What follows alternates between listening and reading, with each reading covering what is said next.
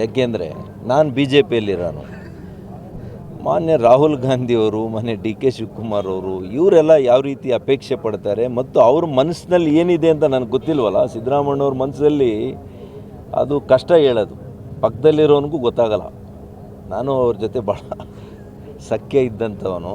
ಹಾಗಾಗಿ ಅವರು ರಾಜ್ಯ ರಾಜಕಾರಣದಲ್ಲೇ ನಾನು ಮುಂದುವರಿತೀನಿ ಅಂತ ಹೇಳಿರೋದೇ ಒಂದು ರೀತಿಯಲ್ಲಿ ಮಾನ್ಯ ಡಿ ಕೆ ಶಿವಕುಮಾರ್ ಅವರ ಆಡಳಿತಕ್ಕೆ ಒಂದು ಎಚ್ಚರಿಕೆ ಗಂಟೆ ಅಂತ ನನಗನ್ನಿಸ್ತದೆ.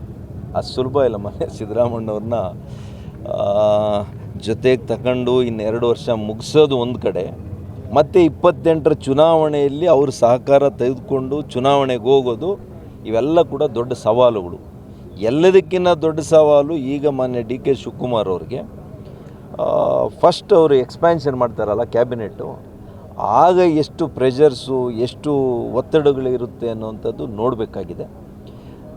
ಒಟ್ಟಾರೆಯಾಗಿ ಡಿ ಕೆ ಶಿವಕುಮಾರ್ ಅವ್ರಿಗೂ ಕೂಡ, ಮಾನ್ಯ ಡಿ ಕೆ ಶಿವಕುಮಾರ್ ಅವ್ರಿಗೂ ಕೂಡ ನಾನು ಅಭಿನಂದನೆಯನ್ನು ಸಲ್ಲಿಸ್ತೀನಿ. ಅನೇಕ ವರ್ಷಗಳ ಹೋರಾಟ ಒಂದು ತಪಸ್ಸು ಥರ ಮಾಡಿದ್ದಾರೆ ಅವರು. ಆ ಛಲದ ತಪಸ್ಸು ಮಾಡಿದ್ದಾರೆ, ಹೋರಾಟದ ತಪಸ್ಸು ಮಾಡಿದ್ದಾರೆ, ಭಕ್ತಿಯ ತಪಸ್ಸು ಮಾಡಿದ್ದಾರೆ. ಇವೆಲ್ಲವೂ ಕೂಡ ಅವರಿಗೆ ಸೇರಿ ಅವ್ರು ನಂಬಿರ್ತಕ್ಕಂಥ ದೇವರು ಮತ್ತು ಇತ್ತೀಚೆಗೆ ತಾನೇ ಅವ್ರ ಮೊಮ್ಮಗಳು ಕೂಡ ಜನನ ಆಗಿದೆ.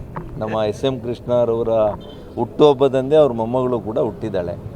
ಬಹುಶಃ ಆಕೆ ಹುಟ್ಟಿದ ಮೇಲೆ ಅದೃಷ್ಟ ಲಕ್ಷ್ಮಿಯನ್ನು ಕೂಡ, ಎಲ್ಲ ಲಕ್ಷ್ಮಿಗಳು ಇತ್ತು ಅವರಿಗೆ, ಮನೆ ಡಿ ಕೆ ಶಿವಕುಮಾರ್ ಅವರಿಗೆ ಎಲ್ಲ ಲಕ್ಷ್ಮಿ ಇತ್ತು. ಈಗ ಅದೃಷ್ಟ ಲಕ್ಷ್ಮಿ ಕೂಡ ಜೊತೆಗೆ ಸೇರಿಕೊಂಡು ಅವರಿಗೆ ಒಳ್ಳೆಯದನ್ನು ತಂದಿದ್ದಾರೆ. ಅವ್ರಿಗೆ ಒಳ್ಳೆಯದಾಗಲಿ ಅಷ್ಟೇ. ಯಾಕೆಂದರೆ ನಾನು ಬಿ ಜೆ ಪಿಯಲ್ಲಿರೋನು. ಮಾನ್ಯ ರಾಹುಲ್ ಗಾಂಧಿಯವರು, ಮಾನ್ಯ ಡಿ ಕೆ ಶಿವಕುಮಾರ್ ಅವರು ಇವರೆಲ್ಲ ಯಾವ ರೀತಿ ಅಪೇಕ್ಷೆ ಪಡ್ತಾರೆ ಮತ್ತು ಅವ್ರ ಮನಸ್ಸಿನಲ್ಲಿ ಏನಿದೆ ಅಂತ ನನಗೆ ಗೊತ್ತಿಲ್ವಲ್ಲ. ಸಿದ್ದರಾಮಣ್ಣವ್ರ ಮನಸ್ಸಲ್ಲಿ ಅದು ಕಷ್ಟ ಹೇಳೋದು, ಪಕ್ಕದಲ್ಲಿರೋನಿಗೂ ಗೊತ್ತಾಗಲ್ಲ. ನಾನು ಅವ್ರ ಜೊತೆ ಭಾಳ ಸಖ್ಯ ಇದ್ದಂಥವನು. ಹಾಗಾಗಿ ಅವರು ರಾಜ್ಯ ರಾಜಕಾರಣದಲ್ಲೇ ನಾನು ಮುಂದುವರಿತೀನಿ ಅಂತ ಹೇಳಿರೋದೇ ಒಂದು ರೀತಿಯಲ್ಲಿ ಮಾನ್ಯ ಡಿ ಕೆ ಶಿವಕುಮಾರ್ ಅವರ ಆಡಳಿತಕ್ಕೆ ಒಂದು ಎಚ್ಚರಿಕೆ ಗಂಟೆ ಅಂತ ನನಗನ್ನಿಸ್ತದೆ. ಅದು ಸುಲಭ ಇಲ್ಲ. ಮಾನ್ಯ ಸಿದ್ದರಾಮಣ್ಣವ್ರನ್ನ ಜೊತೆಗೆ ತಗೊಂಡು ಇನ್ನೆರಡು ವರ್ಷ ಮುಗಿಸೋದು ಒಂದು ಕಡೆ, ಮತ್ತು 28ರ ಚುನಾವಣೆಯಲ್ಲಿ ಅವ್ರ ಸಹಕಾರ ತೆಗೆದುಕೊಂಡು ಚುನಾವಣೆಗೆ ಹೋಗೋದು, ಇವೆಲ್ಲ ಕೂಡ ದೊಡ್ಡ ಸವಾಲುಗಳು. ಎಲ್ಲದಕ್ಕಿಂತ ದೊಡ್ಡ ಸವಾಲು ಈಗ ಮಾನ್ಯ ಡಿ ಕೆ ಶಿವಕುಮಾರ್ ಅವ್ರಿಗೆ ಫಸ್ಟ್ ಅವರು ಎಕ್ಸ್ಪ್ಯಾನ್ಷನ್ ಮಾಡ್ತಾರಲ್ಲ ಕ್ಯಾಬಿನೆಟ್ಟು, ಆಗ ಎಷ್ಟು ಪ್ರೆಷರ್ಸು, ಎಷ್ಟು ಒತ್ತಡಗಳಿರುತ್ತೆ ಅನ್ನುವಂಥದ್ದು ನೋಡಬೇಕಾಗಿದೆ. ಒಟ್ಟಾರೆಯಾಗಿ ಡಿ ಕೆ ಶಿವಕುಮಾರ್ ಅವ್ರಿಗೂ ಕೂಡ, ಮಾನ್ಯ ಡಿ ಕೆ ಶಿವಕುಮಾರ್ ಅವ್ರಿಗೂ ಕೂಡ ನಾನು ಅಭಿನಂದನೆಯನ್ನು ಸಲ್ಲಿಸ್ತೀನಿ. ಅನೇಕ ವರ್ಷಗಳ ಹೋರಾಟ ಒಂದು ತಪಸ್ಸು ಥರ ಮಾಡಿದ್ದಾರೆ ಅವರು. ಆ ಛಲದ ತಪಸ್ಸು ಮಾಡಿದ್ದಾರೆ, ಹೋರಾಟದ ತಪಸ್ಸು ಮಾಡಿದ್ದಾರೆ, ಭಕ್ತಿಯ ತಪಸ್ಸು ಮಾಡಿದ್ದಾರೆ.